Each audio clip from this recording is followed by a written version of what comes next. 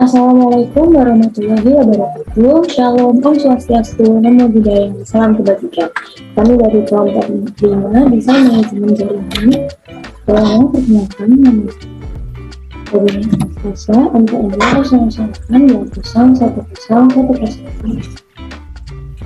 Oke, di sini kita akan membahas yaitu IP address, DNS, proxy, dan juga VPN. Yang pertama, apa sih IP address itu?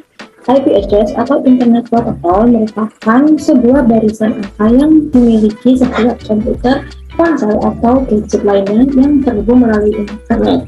Fungsinya sendiri adalah sebagai identitas sebuah komputer dalam jaringan internet dan juga alamat pengiriman data ke perangkat pusat. Sebenarnya fungsi ini tuh buat apa sih? Oke, kita coba jelaskan dengan cara kerja IP address sendiri. Jadi, ketika kita ingin mengakses internet, entah itu mau dilihat video YouTube atau menonton video YouTube, atau untuk mendengarkan misalnya lagu di Spotify, kita yang perangkat kita ini akan meminta internet untuk menyediakan data-data itu. Misal, data yang kita butuhkan untuk mendownload video YouTube. Nah, setelah itu internet akan menyediakan data-data yang dibutuhkan agar komputer kita bisa memiliki video yang kita mau. Nah, dalam prosesnya di sini tentu aja kita tahu kalau misal yang punya perangkat itu nggak cuma kita aja. Jadi di dunia ini banyak sekali perangkat, ada komputer, laptop, HP, kan itu nggak cuma satu di dunia ini. Karena itu agar internet bisa memberikan datanya dengan tepat, nggak salah alamat lah istilahnya, dibutuhkan alamat IP. Gampangannya atau cara kerja kalau misal kita terapkan di kehidupan sehari itu mungkin seperti ini ya. Kita misal mau belanja online. Nah, ketika belanja online itu kita milih nih, misal kita beli baju. Oke, fix kita beli baju, nanti sama aplikasinya akan diproses dan akan diproses juga nih baju kita sama toko.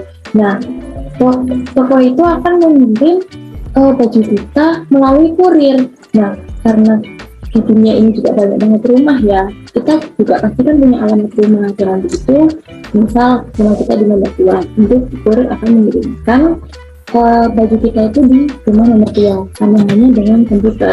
Walaupun di dunia ini banyak komputer, IP address ini membedakan komputer satu dengan komputer lainnya.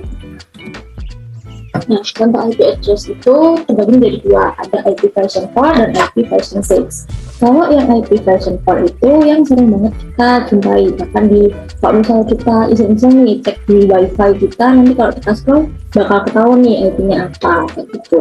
Ada contohnya 192.168.1.7, dia merupakan 4 garis angka yang dipisahkan oleh titik. Sementara yang selanjutnya adalah IP version 6. Nah, ya ini ada beberapa garis angka yang dipisahkan oleh tanda titik 2. Jadi kenapa sih kita butuh IP version 4 dan juga IP version 6 ini? Kenapa nggak IP version 4 aja? Ya, ada pembeda dari IP version 4 dan juga IP version 6. Yang pertama adalah kapasitas. Jadi untuk kapasitas dari IP version 4 ini hanyalah 32 bit. Dan dengan begitu 32 dibagi 4 ini tadi ya, jadi dalam satu section bilangan ini cuma muat 225.225.225.225. Nah, sehingga alamat IP ini sendiri itu terbatas cukup pada 4 miliar sekian alamat IP. Sementara alamat IP kan tentunya berbeda di setiap perangkat. Nah, makanya diprediksi bahwa di masa depan kurang lebih ya 20 tahun lagi lah, perangkat ini akan semakin banyak dan kebutuhan IP address ini sangat-sangat krusial sehingga para ahli menciptakan atau mengembangkannya menjadi IP version 6. IP version 6 ini menggunakan 128 bit untuk mendukung 3,4 kali 10 pangkat 38 alamat IP yang unik. Jumlah yang masif ini tentu aja lebih dari cukup bagi kita di masa depan dalam kebutuhan kita untuk menggantikan IP version 4 ini tadi. Untuk konfigurasinya, IP version 4 ini masih manual, sementara IP version 6 ini sudah otomatis. Selanjutnya ada mobilitas. Mobilitas IP version 4 ini terbatas oleh kemampuan roaming saat beralih dari satu jaringan ke jaringan lainnya. Jadi agak lemah dikit lah. Sementara IP version 6 ini memenuhi kebutuhan mobilitas tinggi melalui roaming dari satu jaringan ke jaringan lain dengan tetap terjaganya keberlangsungan Samuel. Fitur ini mendukung berkembangnya aplikasi-aplikasi juga yang sangat besar dan perlu waktu yang lama kalau misal dimuat dengan IP version 4. Kemudian untuk routingnya sendiri, IP version 4 ini memiliki performa routing yang menurun seiring dengan membesarnya ukuran tabel routing. Penyebabnya tentu saja pemeriksaan header MPU di setiap router dan hard switch. Untuk IP version 6 dengan proses routing yang jauh lebih efisien daripada IP version 4, IP version 6 memiliki kemampuan untuk mengolah tabel routing yang lebih besar. Dan untuk keamanan sendiri ada yang namanya IP security. Untuk pada IP version 4, IP security ini sangat-sangat opsional ya. Jadi untuk tambahan aja itu di IP version 4. Sementara untuk IP version 6, IP security dikembangkan sejalan dengan IP version 6 sehingga header IP security menjadi fitur wajib dalam standar implementasi IP version 6.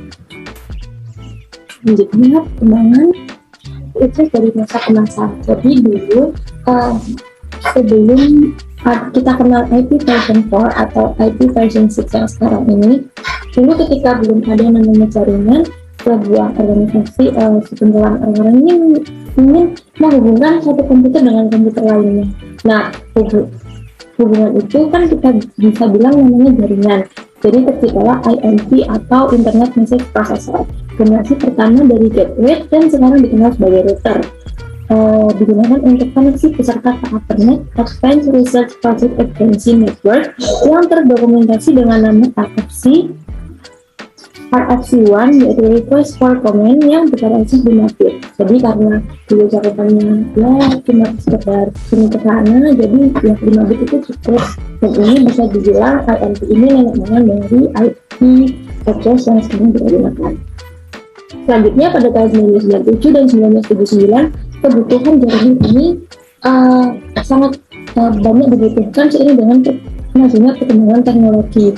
Dan di situ terdapat TCP/IP atau Transmission Control Protocol Internet Protocol, di mana IP dibuat saat fungsi-fungsinya terbagi dari TCP versi sebelumnya dan dikombinasikan antara fungsi TCP dan fungsi IP. Nah, pada perkembangan ini, kenapa sih kita sekarang ini tahunya cuma IP version 4 dan IP version 6?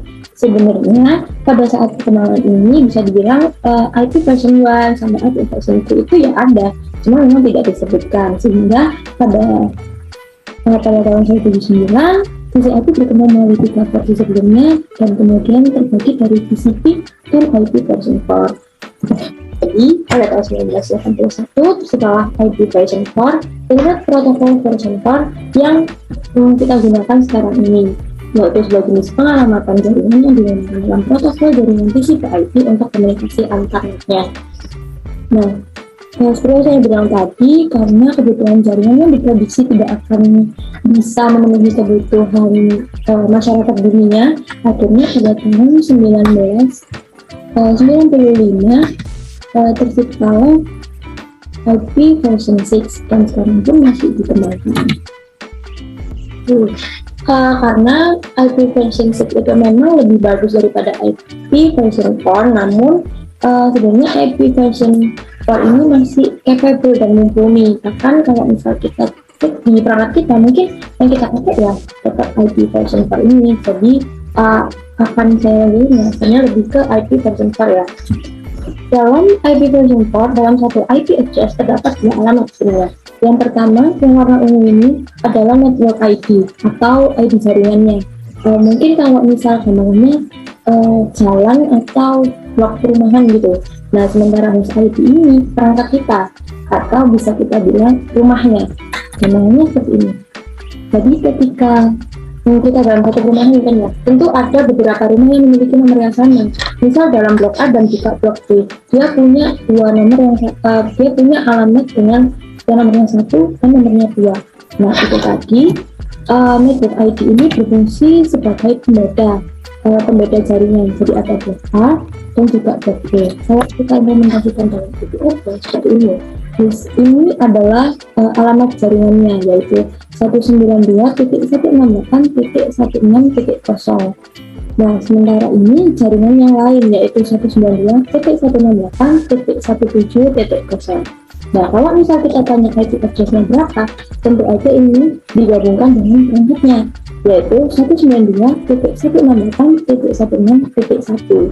Sehingga bisa kita buat kalau misal kita cek pada perangkat dan dia punya alamat IP yang seperti itu tadi, berarti dia ada pada jaringan 192.168.16 dan dia merupakan perangkat pertama yang terhitung.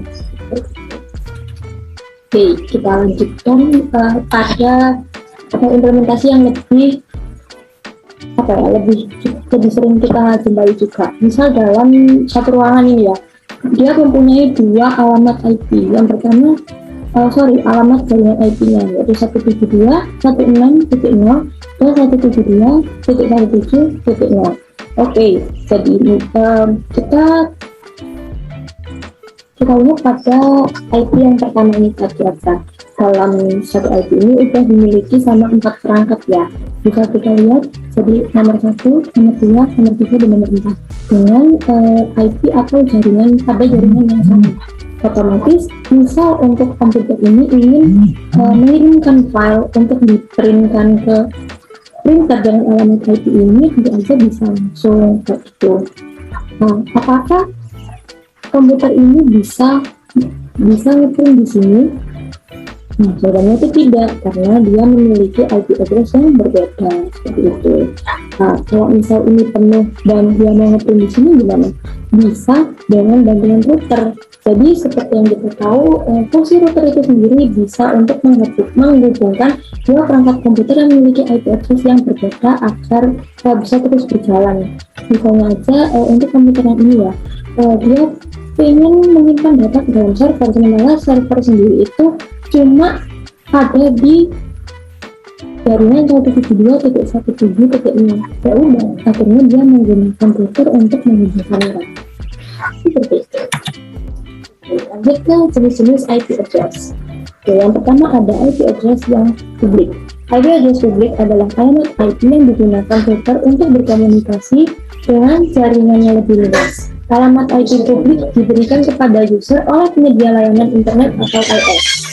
Yang kedua, IP address private. IP address private adalah alamat IP pribadi yang dimiliki oleh setiap perangkat alamat IP pribadi dan hanya beroperasi pada jaringan lokal saja. Oke, pembedaannya yaitu apa sih beda dari public IP dan juga private IP? Yang pertama, public IP dirancang untuk komunikasi di luar jaringan lokal atau internet. Contoh kemudian ditetapkan oleh ISP, Internet Service Provider, dan teridentifikasi oleh internet serta unik secara global. Sementara private IP ini dirancang untuk komunikasi dalam jaringan lokal, ditetapkan oleh administrator jaringan atau perangkat, tidak teridentifikasi internet dan unik hanya dalam beberapa jaringan lokal. Oke, untuk public IP sendiri tentu aja ini yang kita pakai waktu kita mengakses internet. Jadi kalau misal kita pengen tahu nih IP address kita berapa, bisa banget untuk di Google aja what is my IP address dan nanti bakal keluar public IP address-nya dari kita sendiri. Jadi ya fungsinya itu sama kayak tadi. Kita ketika mengakses internet kita akan diberi alamat oleh ISP sehingga kita dapat mengakses internet seperti menonton YouTube atau mendengarkan Spotify kayak gitu. Nah, kalau misalnya private IP mungkin pada contoh seperti kepentingan tadi yang bisa terhubung melalui LAN ataupun entah itu wireless atau wired ya, itu tetap termasuk dalam contoh dari penggunaan private IP. Oke, selanjutnya ada dua macam lagi dari dua hal itu terbagi, yaitu pertama IP address statis. IP address statis tidak pernah berubah. IP address statis adalah pemberian alamat IP pada perangkat yang terhubung dalam jaringan komputer secara manual. Kemudian selanjutnya adalah IP address dinamis. Jenis IP address ini merupakan pemberian otomatis dalam jaringan publik dan pribadi. IP address dinamis diberikan secara otomatis kepada perangkat yang terhubung oleh jaringan komputer. Nah, pembedanya itu yang pertama IP statis itu ditetapkan oleh ISP, tidak berubah, berbayar, dan bisa digunakan untuk bisnis. Baik digunakan untuk web hosting, FTP, server email, atau VoIP. Jadi misal untuk contohnya, dulu waktu UTBK mungkin ya, mungkin sebelum UTBK dulu sekolah pernah pakai UAS. Nah itu kan kita biasanya disuruh ini sih, masuk ke salah satu IP, tinggal diketik aja 192 titik berapa titik berapa. Nah itu sebenarnya mereka juga menggunakan IP statis karena itu mereka bisa dibilang membeli server gitu untuk melaksanakan ujian hardware. Nah selanjutnya ada IP domain, yaitu ditetapkan oleh server DHCP, berubah-ubah, gratis, dan bisa digunakan untuk rumahan. Ya biasanya baik digunakan untuk internet kantor dan penggunaan rumah. Oke, yang terakhir adalah harga untuk sewa IP address per tahun. Ini dari sumber untuk penyewaan IP address yaitu idnic.net. Oke, untuk subnet 24 anggota untuk mereka sendiri itu sebenarnya bukan member gitu ya. Jadi untuk anggota penyelenggara itu lebih murah kita 500, untuk perusahaan 8,1, untuk pendidikan 7,1, dan untuk pemerintahan 8,1. Untuk subnet 20 yang 23, untuk anggota penyelenggara ada 6,5, 10,5 untuk perusahaan, 9,2 untuk pendidikan, dan 10,5 untuk pemerintah. Soalnya ada juga yang dengan subnet 48 itu untuk perusahaan 8,1, 7,1 pendidikan, dan pemerintah 8,1. Dan untuk subnet yang 32 untuk anggota penyelenggara sendiri adalah 8,5 juta. Untuk perusahaan dan juga pemerintah ada 13,6 dan untuk pendidikan 11,9. Yaitu dari IP address mungkin kami dilanjutkan oleh teman-teman. Terima kasih. Halo semuanya, perkenalkan nama saya Ledina Delia Putri, NPM 109 dari kelas Paralel C. Nah, di sini kita mau bahas apa sih sekarang? Di sini kita akan bahas tentang proxy. Proxy sendiri itu apa sih? Jadi, proxy adalah suatu sistem yang memungkinkan kita untuk bisa mengakses jaringan internet menggunakan IP yang berbeda dengan yang diterima oleh perangkat. Jadi, kita itu menggunakan IP dari proxy. Misalnya IP kita itu 1.1.1. Nah dengan proxy, IP kita itu kayak dirubah dengan anunya proxy sendiri, dari IP-nya proxy sendiri. Misalnya berubah jadi 2.2.2. Jadi waktu kita mengakses sebuah website, kita itu bertindak sebagai komputer lain yang disediakan oleh proxy. Nah, proxy server bertindak itu sebagai gateway terhadap dunia maya untuk setiap komputer klien. Proxy server tidak terlihat oleh komputer klien sehingga seorang pengguna yang berinteraksi dengan internet melalui sebuah proxy server tidak akan mengetahui bahwa sebuah proxy server sedang menangani request yang dilakukannya. Web server yang menerima request dari proxy server akan menginterpretasikan request tersebut seolah-olah request itu datang secara langsung dari komputer klien, bukan dari proxy server. Seperti itu. Nah, proxy server juga dapat digunakan untuk mengamankan private network yang dihubungkan ke sebuah jaringan publik. Misal nih, internet. Nah, proxy memiliki lebih banyak fungsi daripada router yang memiliki fitur paket filtering karena memang proxy server beroperasi pada level yang lebih tinggi dan memiliki kontrol yang lebih menyeluruh terhadap akses jaringan. Nah, proxy server itu berfungsi sebagai sebuah agen keamanan untuk sebuah jaringan pribadi. Itu dapat ada kayak temboknya gitu, pembatas antara data pribadi kita dengan internet. Jadi misal nih, nanti akan ditampilkan contohnya. Nah, di sini ada kayak tipe-tipe proxy ya. Tipe-tipe proxy yang pertama nih transparent proxy. Nah, jenis ini tuh memberikan informasi ke website bahwa koneksi menggunakan proxy server dan tetap akan meneruskan informasi IP Anda. Jadi IP-nya tuh bakal tetap terteruskan gitu walaupun kita pakai proxy. Soalnya transparent proxy. Ada lagi namanya anonymous proxy. Nah, kalau yang ini tuh akan mengidentifikasi dirinya sebagai proxy, tapi nggak ngirimin atau meneruskan alamat IP asli yang digunakan. Seperti itu. Nah, terus ada lagi nih, high anonymity proxy. Jenis yang terakhir, jenis ini tuh proxy yang menyembunyikan identitas proxy server dan alamat IP yang digunakan oleh pengguna. Jadi website hanya akan melihat alamat IP acak yang menghubungkan, bukan IP milik Anda. Nah, yang terakhir nih ada reverse proxy. Jenis proxy yang satu ini umumnya digunakan untuk menyediakan jalan atas berbagai permintaan penggunaan dari internet. Maksudnya itu kayak gimana sih? Jadi itu kayak melalui sebuah firewall yang terisolasi dan jaringan pribadi. Reverse proxy itu banyak digunakan untuk mencegah klien pada internet terhubung dengan akses yang tidak dimonitor, yang melibatkan dan sensitif konten dari sebuah jaringan yang tertutup seperti internet. Jika pada reverse proxy diaktifkan, maka traffic jaringan juga dapat diturunkan. Nah, proxy sendiri tuh kayak punya fungsi-fungsi nih. Berdasarkan fungsi yang udah dilihat, bahwa yang pertama kan ada meningkatkan keamanan pengguna. Maksudnya tuh kayak gimana sih? Jadi itu kayak server proxy itu punya fungsi untuk menghalangi website mencatat alamat IP asli Anda, karena yang terdeteksi oleh website adalah alamat-alamat IP server dari proxy. Jadi menggunakan proxy server sama saja melakukan koneksi online secara anonim. Hal ini untuk mengantisipasi kalau misalnya alamat IP Anda itu diketahui banyak orang. Seperti yang diulas tadi, alamat IP dapat memberikan informasi negara, kota, dan asal-asalnya. Seperti itu. Yang kedua yaitu adalah pemantauan traffic. Maksudnya itu kayak gimana? Jadi tuh proxy itu kayak bisa digunakan untuk memonitor pengguna internet mengakses apa saja sih. Nah, ini bagus sebenarnya karena diterapkan di lembaga pendidikan maupun perusahaan untuk memantau penyalahgunaan internet. Salah satu caranya adalah dengan menggunakan Squid. Yang terakhir yaitu mengakses jaringan atau website yang diblokir. Terkadang kan kayak ada beberapa konten itu disembunyikan oleh pemilik atau dibatasi geografis.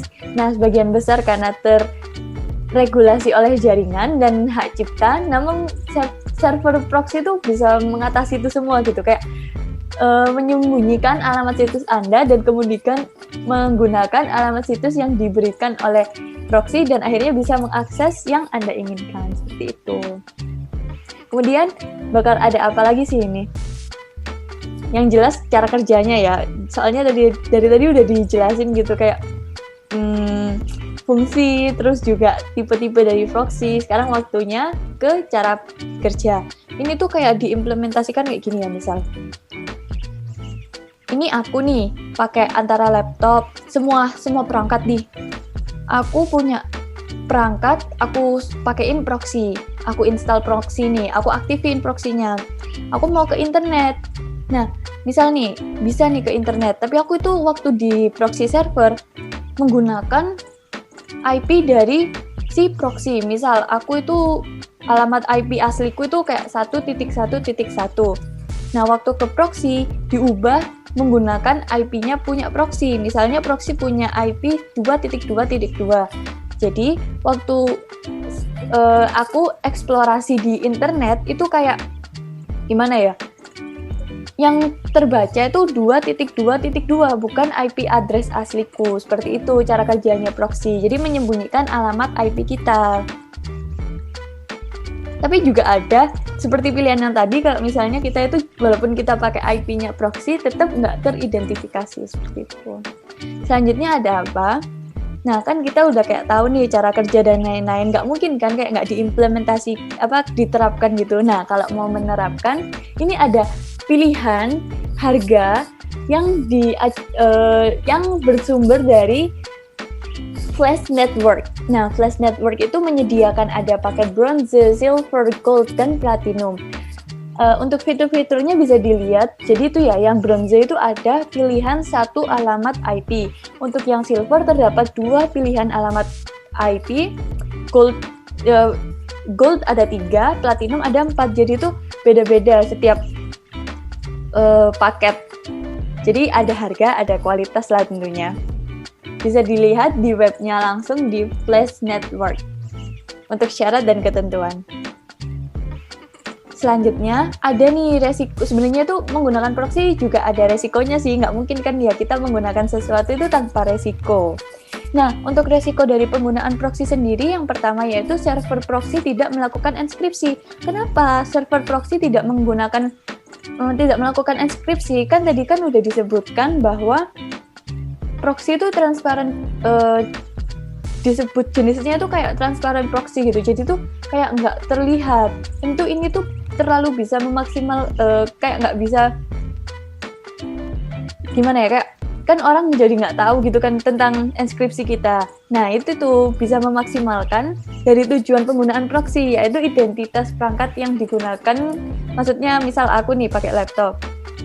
Kenapa nggak ke enskripsi? Soalnya aku itu nggak pakai alamat IP ku yang asli, pakai dari proxy. Dan itu memaksimalkan tujuan dari proxy, yaitu menyembunyikan identitas kita, seperti itu.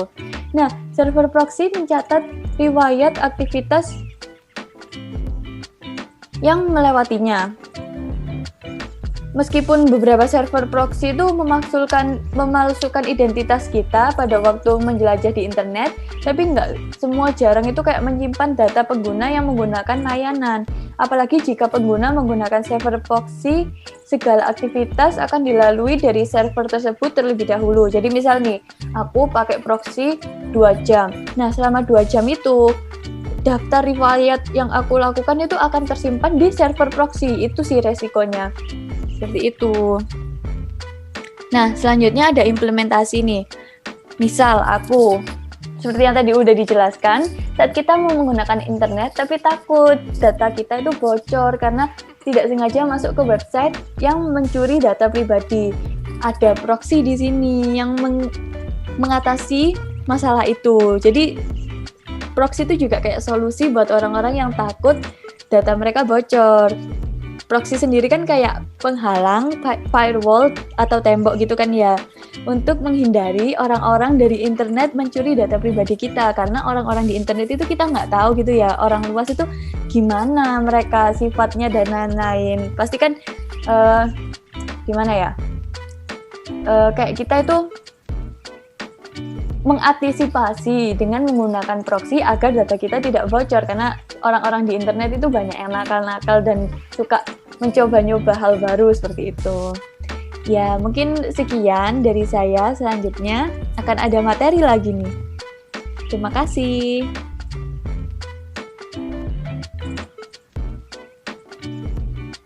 Halo semuanya, perkenalkan nama saya Lady Nadelia Putri, NPM 109. Nah, di sini kita tuh mau bahas apa sih? Di sini kita akan bahas tentang DNS. Nah, yang penasaran DNS itu apa? Jadi, DNS sendiri itu punya kepanjangan. Kepanjangan dari DNS itu Domain Name System. Nah, DNS adalah sebuah sistem yang menghubungkan Uniform Resource Locator atau URL dengan Internet Protocol Address atau IP address. Jadi, DNS adalah sistem yang digunakan untuk menerjemahkan alamat domain Anda menjadi IP address yang lebih dipahami oleh komputer. Normalnya, untuk mengakses sebuah internet, Anda perlu mengartikan IP address sebuah website. Cara ini cukup merepotkan, sebab ini artinya kalian perlu untuk mendaftarkan lengkap IP address website yang dikunjungi dan memasukkannya secara manual. Nah, DNS di sini hadir untuk menerjemahkan alamat domain Anda menjadi IP address. Kini Anda tinggal mengingat nama domain dan memasukkan dalam address bar. DNS kemudian akan menerjemahkannya domain tersebut ke dalam IP address yang lebih dipahami oleh komputer. Nah, DNS itu biasanya digunakan untuk aplikasi yang terhubung ke internet seperti web browser atau email, di mana DNS membantu memetakan hostname sebuah komputer ke IP address. Selain digunakan di internet, DNS juga diimplementasikan ke private network atau internet. Nah, selanjutnya, kalian tahu nggak sih kalau DNS itu sebenarnya punya sejarah? Nah, bisa dilihat di bawah ini bahwa DNS memiliki sejarah. Menggunakan nama yang lebih sederhana dan lebih berkesan mengartikan alamat numerik tuan rumah kembali ke era ARPANET. Stanford Research Institute, sekarang SRI International, memelihara file teks bernama host ts.txt yang memetakan nama host ke alamat numerik komputer di ARPANET. Elizabeth Feilner mengembangkan dan memelihara direktori ARPANET pertama. Pemeliharaan alamat numerik disebut daftar nomor yang ditugaskan ditangani oleh John Postel di Institut Ilmu Informasi Universitas California Selatan atau ICI, yang timnya bekerja sama erat dengan SRI.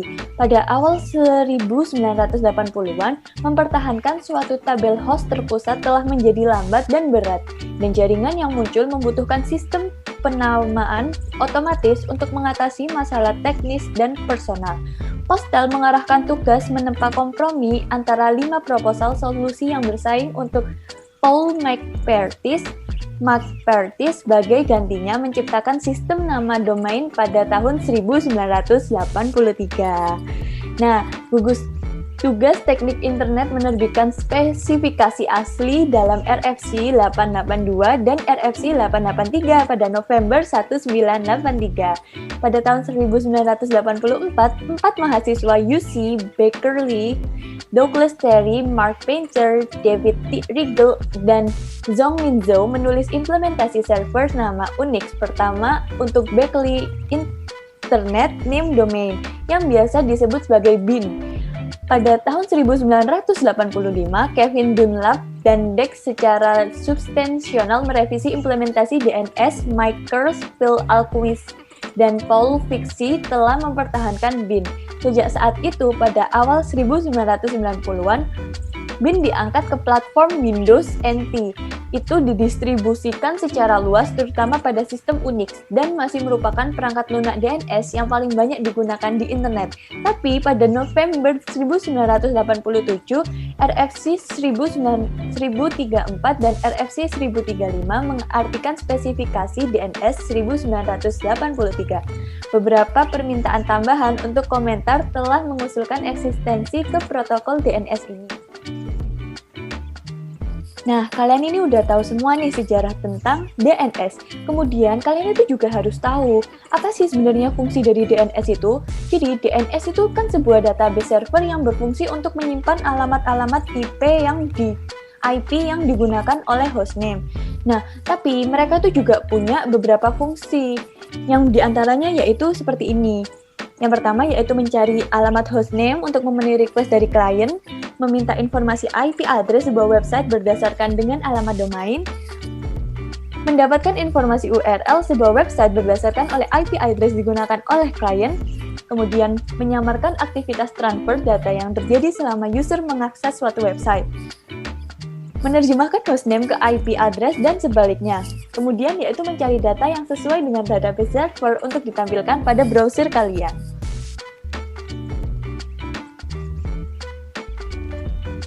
Nah, kalian kan udah tahu nih fungsi dari DNS. Kemudian apa sih yang harus kalian ketahui tentang DNS? Tentu saja yaitu kelebihan dan kekurangan dari DNS. Ini kita mau bahas kelebihan dulu nih. Kan kelebihannya yang pertama itu lebih mudah untuk berinternet. Tentu saja daripada kita menulis 8.8.8.8, lebih baik kita menuliskan google.com. Kayak gitu nggak sih? Soalnya kita tuh lebih inget gitu kalau google.com. Yang kedua yaitu lebih konsisten dalam penggunaan. Karena apa? Kita bisa mengakses nama domain yang sama walaupun IP address-nya itu kayak berubah. Jadi kita tetap bisa mengakses dengan mengetikkan nama domain yang sama walaupun IP address-nya berubah. Kemudian yaitu lebih mudah untuk dikonfigurasi. Maksudnya gimana? Jadi itu kalau misal ada terkendala dengan IP address tersebut, kita tuh bisa langsung merubahnya gitu. Melakukan update data tentang pencocokan DNS dengan IP address seperti itu. Kemudian lebih aman lah tentunya. Kenapa lebih aman? Karena kita ketika menggunakan DNS, semua aktivitas transfer data online akan melalui server DNS yang terjaga keamanannya. Nah, sistem tersebut akan mencegah upaya perentasan yang coba dilakukan oleh para hacker-hacker di luar sana. Website akan menjadi lebih aman. Kemudian, sebenarnya itu DNS itu ada kekurangan, yaitu yang penggunaannya memiliki batasan, penggunaan nama untuk halaman situs, terus DNS lebih sulit diimplementasikan, nama domain sangat terbatas.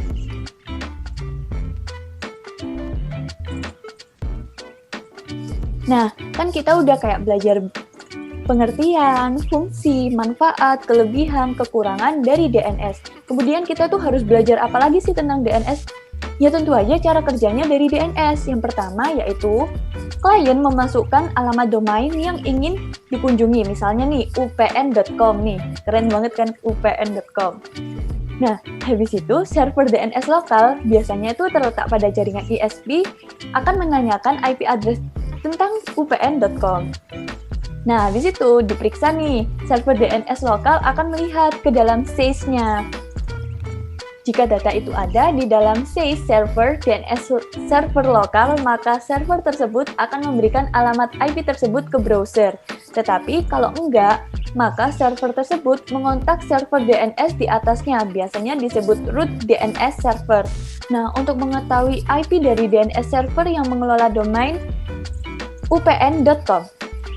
Nah, jika domain upn.com benar-benar eksis nih, benar-benar ada, maka root DNS akan mendapatkan alamat IP server DNS upn.com.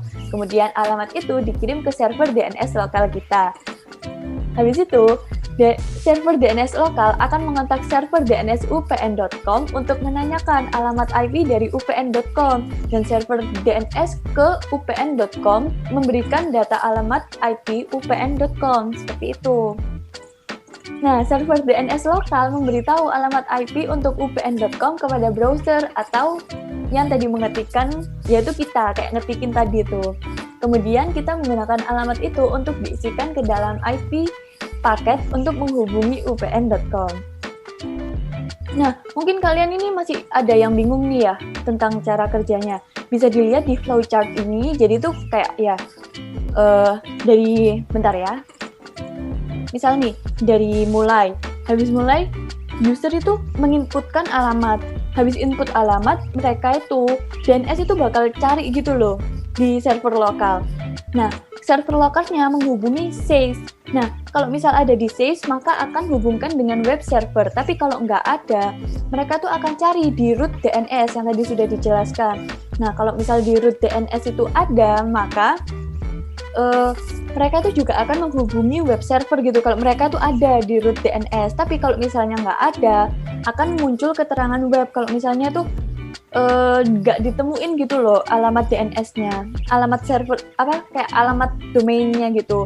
Nah, habis itu baru ditampilkan halaman web ke PC klien. Habis itu selesai sistemnya begitu. Nah, kan udah dijelasin nih tentang kayak cara kerjanya. Kalian itu pasti pengen banget kan nerapin.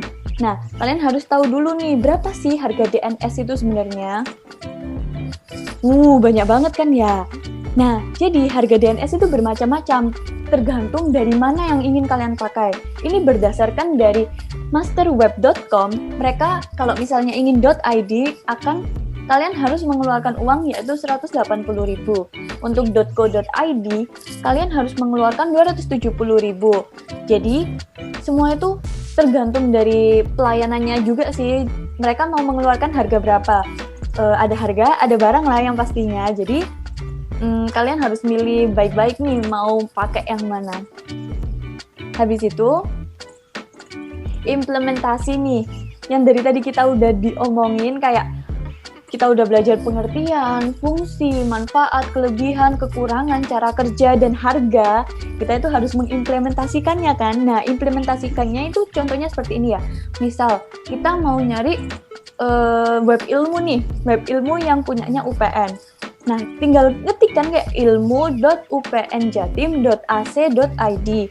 Daripada kan lebih kayak kita tuh langsung inget gitu. Oh, aku mau buka ilmu nih, aku inget nih, aku mau buka ilmu kayak ya udah tinggal ketik ilmu upnjatim.ac.id. Tapi kalau misalnya nih nggak ada nih yang namanya DNS, kita akan repot-repot kayak gini. Nah, kita juga bakal bingung kan kayak kita nggak bisa ngomong, aku mau buka ilmu nih, tapi mau buka 103 gitu misalnya kayak apa ya IP address-nya ilmu berapa ya 103 harus buka-buka lagi kan. Jadi tuh manusia lebih ingat tentang susunan kata daripada mengingat angka seperti ini. Masa iya kita mau buka ilmu harus ingat 103.77.22 bla bla bla, kayak terlalu lama gitu kan ya. Nah, untuk implementasi DNS seperti ini. Semoga membantu. Terima kasih. Oke, Assalamualaikum warahmatullahi wabarakatuh. Udah sampai materi terakhir aja nih tentang VPN. Nah, sebelum itu aku mau kenalin diri dulu. Namaku Arsya Amalia Ristias, NPM 2008-20010-089 dari kelompok 5. Nah, VPN. Apa sih itu VPN? VPN, Virtual Private Network, adalah layanan yang memungkinkan pengguna untuk mengakses situs secara pribadi melalui server jaringan lain. Jadi dengan kata lain, VPN itu menghubungkan komputer atau telepon genggam ke perangkat lain di tempat yang berbeda, sehingga bisa mengakses internet menggunakan koneksinya. Nah, gunanya buat apa sih? Yang pertama, di sini ada mengamankan enkripsi. Jadi untuk membaca data tentunya membutuhkan kunci enkripsi kan. Nah, salah satunya kegunaan VPN ini mengamankan enkripsi sehingga aktivitas online kita disembunyikan dari jaringan publik. Nah, apa sih itu enkripsi? Mungkin masih ada yang bingung kan? Enkripsi itu proses pengamanan data maupun informasi agar tidak dapat dibaca tanpa memiliki pengetahuan yang khusus. Nah, alurnya kayak gini nih misalnya. Aku adalah pengirim di sender. Nah, aku mengirimkan pesan welcome yang disebut sebagai plain text biasanya.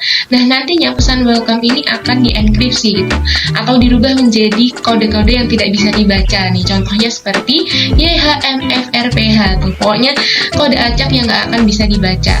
Nah, setelah itu encrypted text ini nantinya hanya bisa dibuka atau gemboknya ini hanya bisa dibuka oleh kunci dekripsi alias yang dimiliki oleh penerimanya itu. Nah, nanti kalau misalkan udah ketemu kunci dekripsinya akan dibuka dan akan berubah seperti semula alias plain text itu tadi alias welcome itu, sehingga bisa diterima oleh penerimanya kayak gitu. Nah, selanjutnya nih ada menyamarkan lokasi. Jadi data demografis yang berasal dari server negara lain itu membuat lokasi yang sebenarnya itu tidak dapat ditemukan karena data kita itu akan tersembunyi secara permanen. Jadi misal nih aku milih jaringan VPN yang ada di Korea, maka yang terdeteksi ya sebuah anonim yang ada di Korea nih, bukan aku dan lokasi yang sebenarnya aku berada kayak gitu. Nah, fungsi yang ketiga nih adalah transfer data itu aman banget. Nah, kita kan kalau misalkan mengakses data penting itu kan butuh koneksi aman lah. Nah, di sini VPN itu gunanya. Jadi, kalau bisa pakai VPN aja kalau mau mengakses data-data penting dari perusahaan ya. Oke, selanjutnya adalah akses ke konten regional. Nah, teman-teman tahu sendiri kan, nggak semua situs itu bisa kita kunjungin. Jadi, ada beberapa yang diblokir. Nah, VPN ini gunanya bisa membuka situs tersebut. Enak banget kan? Nah, selanjutnya nih yang terakhir adalah mengatasi gangguan koneksi. Nah, karena VPN ini adalah jaringan pribadi, jadi ya memang hanya yang menggunakannya saja gitu. Jadi, gangguan yang ditemukan pun sangat minim. Jadi, aku juga punya saran nih buat teman-teman kalau misalkan lagi Zoom, Gmeet, atau presentasi, usahain nyalain VPN-nya aja gitu. Jadi koneksi kalian akan aman dan gak akan ada gangguan. Oke, udah tahu kegunaannya nih, kok bisa sih kerjanya kayak gitu? Gimana sih cara kerjanya VPN itu sebenarnya? Nah, saat menghubungkan komputer, telepon genggam, atau gawai lainnya ke VPN, layanan ini tuh langsung mengenkripsi data pada perangkat yang digunakan nih. Nah, setelah itu data ini dikirimkan melalui sambungan yang aman menuju VPN. Nah, nanti kemudian akan diteruskan menuju destinasi online seperti situs atau aplikasi kayak gitu. Nah, beragam destinasi ini tuh menganggap bahwa datanya ini berasal dari VPN gitu, lokasi VPN, bukan dari data lokasi aslinya gitu. Jadi gak akan ada yang bisa mengenali perangkat kalian. Jadi VPN ini merupakan pihak ketiga gitu yang menghubungkan ke situs yang hendak diakses kayak gitu. Nah, seperti gambar yang ada di layar ini ya, jadi ketika kita mengakses internet, itu data kita digembok dulu nih. Jadi government, hackers, snoopers tuh gak akan bisa ngelihat data kalian kalau pakai VPN. Nah, jenis-jenisnya ada apa aja sih? Sebenarnya ada lumayan banyak, tapi aku di sini sebutin 5 yang paling umum aja. Yang pertama adalah PPTP atau Point to Point Tunneling Protocol atau protokol kanalisasi titik ke titik. Nah, VPN PPTP ini menciptakan kanal dan menangkap data. Nah, idealnya ini biasanya digunakan secara pribadi atau bisnis karena ini nggak perlu beli dan nggak perlu masang perangkat keras yang ekstra gitu. Nah, biasanya PPTP ini juga sering digunakan karena kompatibilitasnya, jadi bisa dipakai di Mac, Linux, terus di Windows dan lain sebagainya. Tapi kelemahannya itu kunci enkripsinya ini sangat lemah, cuman 128 bit aja. Jadi jangan pakai protokol ini kalau misalkan datanya sensitif ya.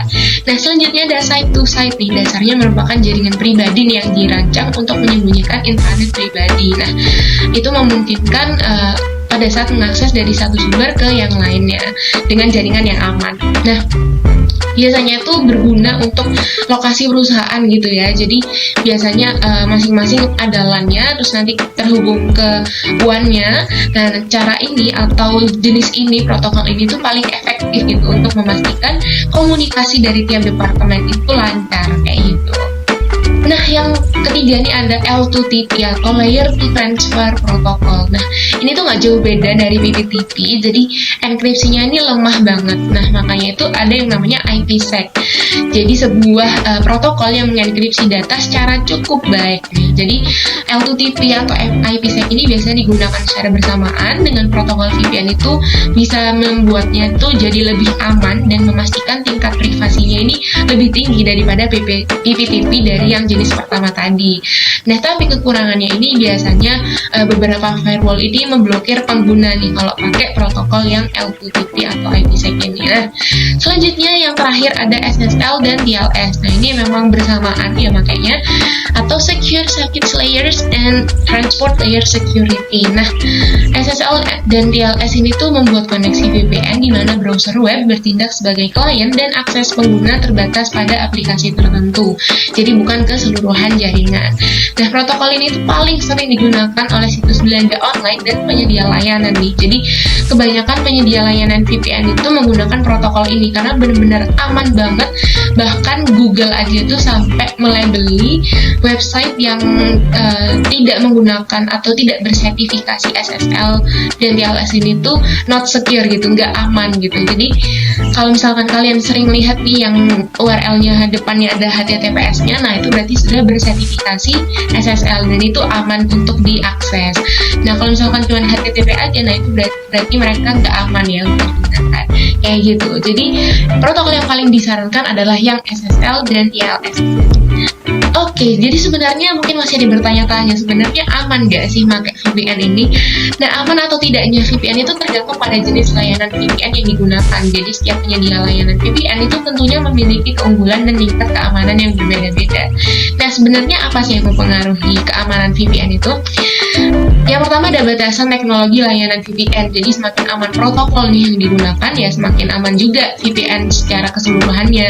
Kayak aku bilang tadi, kalau misalkan kita pakai SSL nih, misal layanan VPN-nya, nah maka itu insya Allah aman untuk dipakai. Nah, yang kedua adalah batasan hukum dan kebijakan. Jadi walaupun berusaha sekeras mungkin nih layanan VPN-nya melindungi data kalian, tapi kan tetap aja mereka harus mematuhi hukum yang berlaku. Jadi tidak sembarangan untuk membuat layanan VPN itu. Oke, jadi gimana nih kalau terlanjur memakai VPN yang nggak aman? Risikonya apa aja sih gitu? Oke, nah yang pertama di sini adalah mengandung malware ya, atau software yang dapat merusak, menimbulkan kerusakan pada komputer. Jadi benar-benar berbahaya banget, dan ini tuh biasanya ada di VPN yang gratis tuh. Dia tuh biasanya mengandung malware karena berbanding terbalik dengan layanan VPN yang premium atau berbayar, karena mereka biasanya sudah menyediakan ad blockers. Jadi malware atau yang lain-lainnya tuh nggak akan bisa masuk ke sana gitu. Jadi hati-hati aja, makanya mending beli yang berbayar aja ya.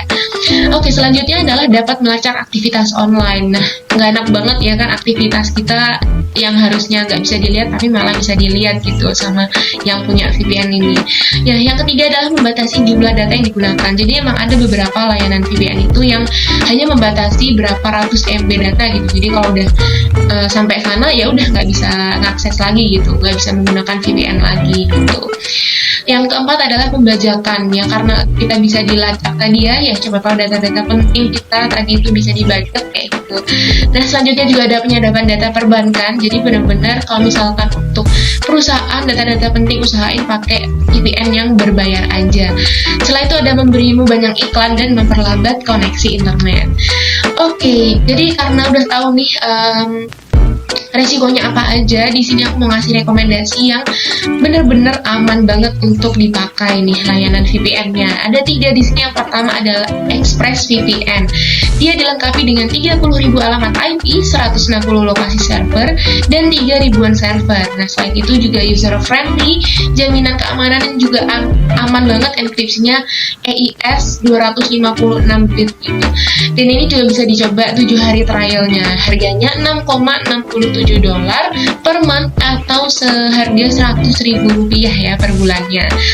Nah, selanjutnya adalah CyberGhost nih. Dia memberi kamu perlindungan terhadap enkripsi, jaringan publik, malware, dan tracker. Nah, selain itu juga aplikasi ini tuh bisa mengakses lebih dari 60 lokasi server di seluruh dunia dan 1.700 server.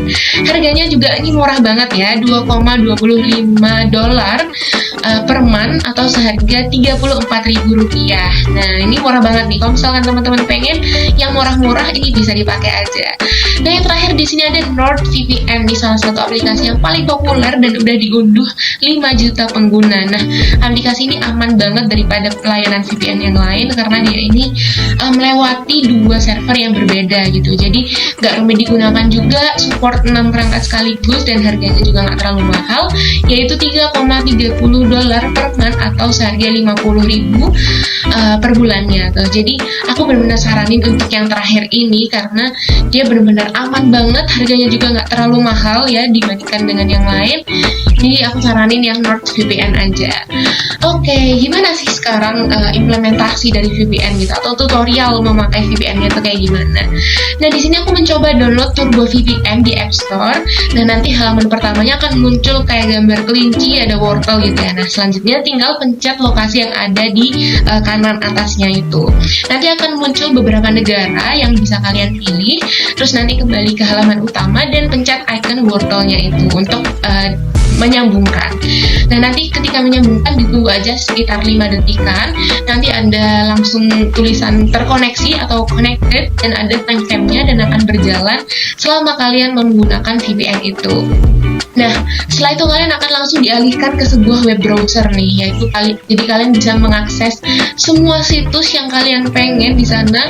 Dan di sini aku nyoba buka Instagram dengan paket data pemerintah, di mana Instagram ini diblokir kan dengan paket data pemerintah. Jadi aku coba buka Instagram dan ternyata muncul semuanya. Jadi benar-benar bisa dipakai nih VPN ini untuk membuka situs yang diblokir. Dan aku juga mencoba perbandingannya nih kalau nggak pakai VPN. Jadi benar-benar sampai no internet connection gitu ya. Jadi memang untuk penggunaan VPN ini sangat-sangat enak banget dan beruntung banget nih.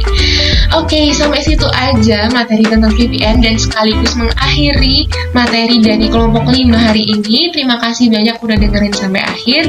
Semoga ilmunya bermanfaat. Wassalamualaikum warahmatullahi wabarakatuh.